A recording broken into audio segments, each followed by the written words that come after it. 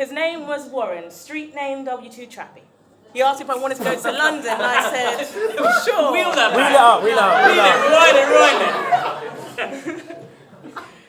His name was Warren, street name W2 Trappy. He asked if I wanted to go to London, and I said, sure, ditched my stuff, and off we went. Day after day, he became a central part of my life. The route was always the same. We start off in South and use TFL like our bank account, so to be ashamed of us the next morning. We just circle around London, visiting every district, littering our hometown with our first love story, except maybe Hammersmith and City. But everywhere else he'd stop me and say, Chamaya, you look really pretty. Padding towards a dream I had for us, lying under a shepherd's bush, waiting for the red sky in the early morning to let us know if it's just a warning, or to let me know if I had the rest of eternity to kiss this man on the Victoria line. But do you remember Tottenham Court Road? Hiding behind intoxication, hiding in the warmth of the station. You asked me, do you want to taste my cock? Foster's, I think you meant to say. But anyway, we kissed like I was MJ and you were Spider-Man. Do you remember everything we used to be?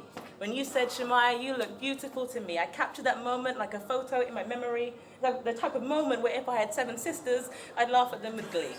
Do you remember how everything used to be? We just talk for hours and hours, walking around London, bridging the gap between the hometown we grew up on and the skylines in front of us, working our way around the city, talking about our hopes and dreams as young lovers do.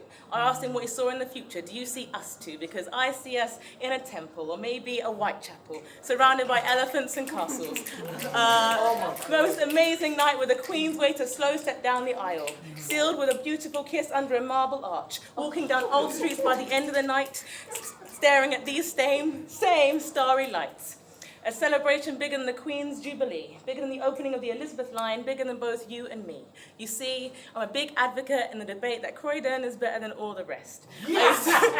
I used to say everything was better in my ends, but then it all went down south.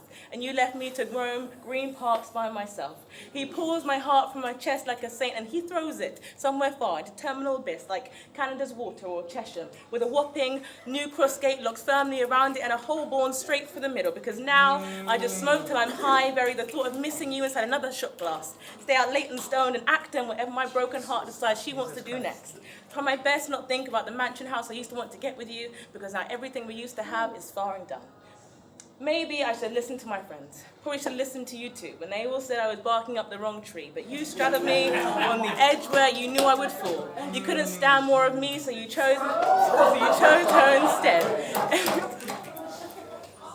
Every thought was a word of fight, but next to you came out as a word of surrender. If I could, I would give you more than her, just so you wouldn't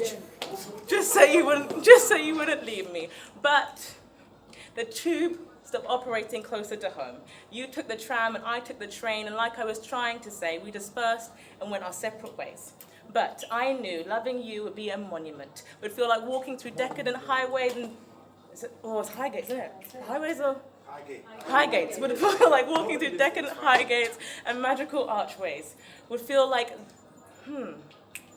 Which is why, even though you're as far as a morning time crescent from the dead as night, as far as my destination from me in a tube strike, as far as Oxford from Croydon, I will always, always, always think of you as an angel to me.